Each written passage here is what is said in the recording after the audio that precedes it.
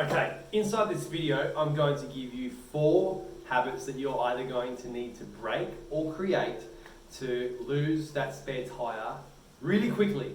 Now, it's important to understand that the speed at which you're going to be able to do this will ultimately rely upon how quickly you can break or create these habits.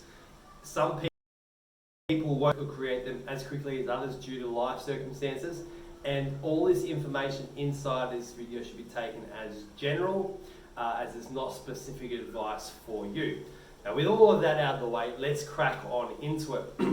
If we're going to understand why it's so bloody hard to move the stubborn stomach fat, we have to understand the underlying mechanisms that play a role in why it's so easily accumulated and hard to remove as we age.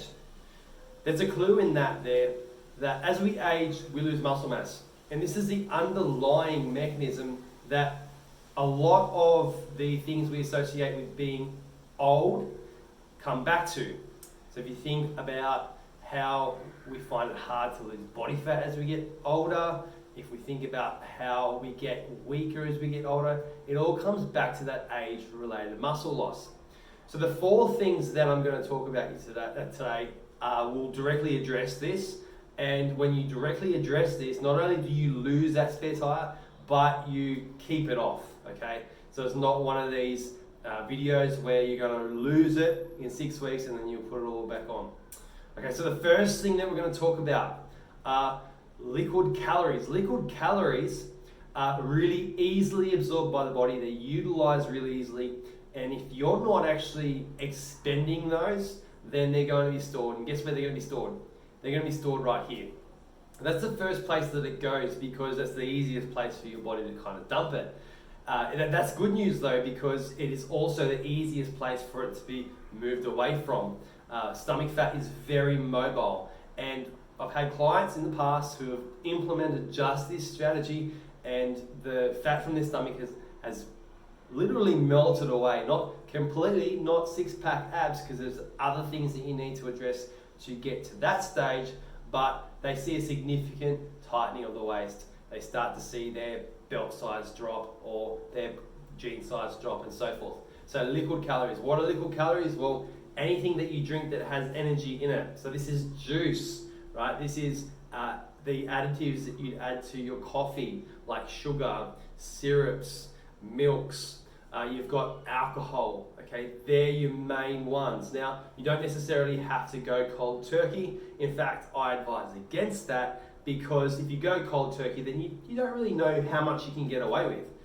I like to know how much I can get away with, so I'll gradually step down away from what I'm currently doing. And this is an important part to implementing any kind of changes. Rather than go from one extreme to another, break it down into bite-sized chunks and eat the elephant, because you eat the elephant one bite at a time. Now, I've been doing this for many, many years. I've worked with hundreds of clients, okay, and I can literally turn it on like a switch. If I want to lose stomach fat tomorrow, I know exactly what to do and I just switch it on, okay? And this is why it's so important to understand that you need to take those bite-sized steps, because if you don't, then you don't give yourself enough of a chance or enough time for success. So let's move on now that I've gotten all that out of the way, to number 2. Number 2 is to utilize your high energy foods properly. Now, if you think about a high energy food is easily recognized because it is packaged and processed, okay? And it doesn't look as though it came out of the ground or wherever else it came from. So this could be anything. It doesn't have to really sit in the box of carbs. You can get fats that are really high energy as well. So, or even, hey, fruits. Fruits are another one that can be really high energy. Perfect example is if you get apples and dried apples, well, your apples are going to be low in energy because they're full of water, they're full of fiber. Your packaged dried apples are going to be high in energy because they're dried, all the water's gone, and you're going to be able to fit more of those in than you would the actual apples. This goes for kale chips, this goes for sweet potato chips, it goes for your pastas, rice, cereals, breads. almond meal, okay? So even your almond meal, which is touted as a really great replacement for flour, it's probably got about 3 times more energy than flour does as well. So you're probably better off baking the flour cupcake if that's what you really want, okay? So understanding that your high energy foods are packaged and processed means that you can start to put them in the right places. Where might be the right place to put a high energy food? Right about when you're about to utilize it, or just after to replenish yourself.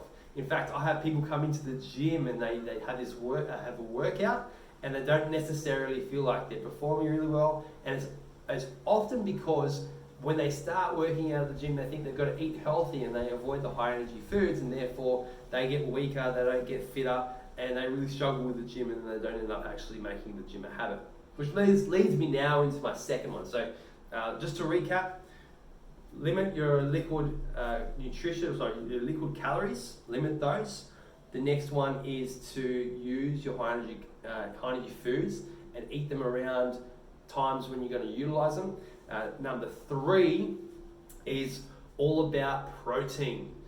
Chances are you're under eating significantly on protein, and that's why you're probably eating more of the other stuff. Depending upon where you're at in your body, I don't know, you may be eating a buttload of the other stuff and only 1 meat per day, right?